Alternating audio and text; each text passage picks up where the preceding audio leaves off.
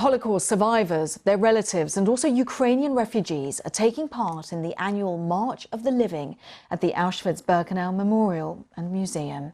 These images show the start of the march. This is one of the largest Holocaust memorials globally, and it shows survivors and also delegations from around the world on this march in defiance of the death marches that the Nazis forced their victims to walk at the end of the war. Now, this year, 8 Holocaust survivors are taking part.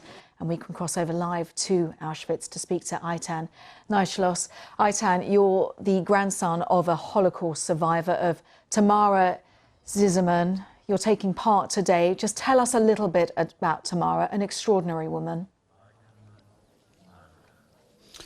Thank you very much for having me. I'm standing here at Auschwitz at the gates of hell, holding a box that my late grandmother Tamar Zisserman of blessed memory handed down to my family, and inside are documents recording her horrific story. She was 11 years old when her entire family were brutally murdered in one moment.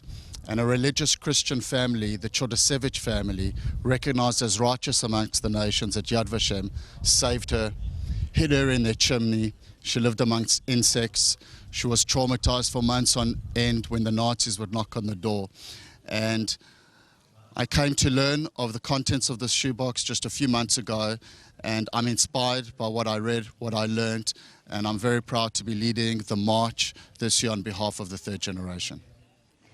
And just tell us a little bit about the march, because it's very crucial that it takes place in order to educate people. There are young people taking part.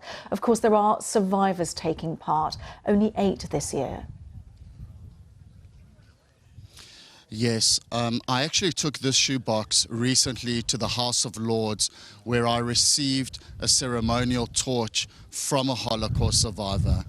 And there she expressed her deep concern that never means never, never again, and never forgetting. So it's incumbent upon young adults to take on the duty and the responsibility of never forgetting. And I'm surrounded at the moment by over 2,000 young adults that are marching with us in order to complete this mission.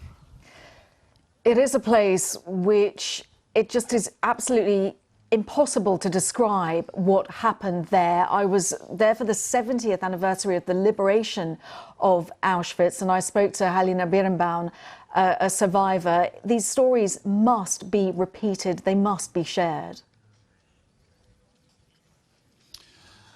Absolutely. I recently relocated to Dubai, inspired by my grandmother's story, inspired by the Abrahamic Accords, and inspired to identify young leaders in the Gulf, around the world, bring them to the march year on year, and to ensure that we create change agents, to bring them back to their respective homelands, and to ensure that the mission is carried on. And this year, particularly important because, of course, it's not taken place for a number of years due to COVID restrictions, but also you've got Ukrainians taking part. Yes, for 2 years the march has not happened during COVID. It's a very special march this year for a number of reasons. I recently went to visit the Jewish Center in Krakow, where I was hosted by Jonathan, the CEO.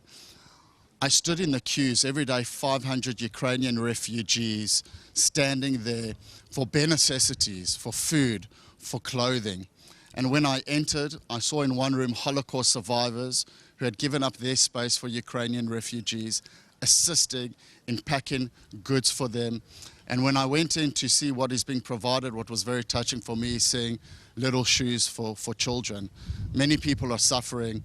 It's important that we all stand up, and as part of our campaign this year, we're inspiring a generation of upstanders, and we hope that we can all be together in solidarity.